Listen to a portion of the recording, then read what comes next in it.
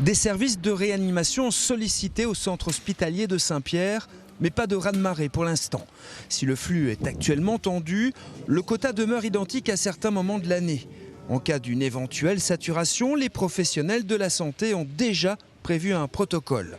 On a travaillé tous les scénarios, on peut encore un peu augmenter le nombre de lits de réanimation à droite à gauche dans l'hôpital, plus beaucoup. Et puis un gros frein, c'est le personnel soignant, les infirmières, les aides-soignantes et les médecins.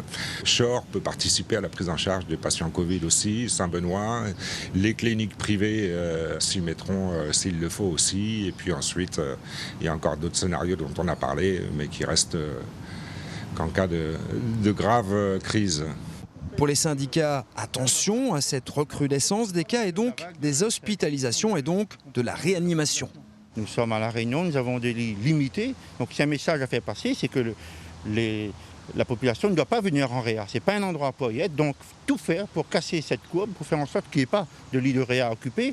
Tout simplement parce que, encore une fois, La Réunion, c'est le recours de l'océan Indien.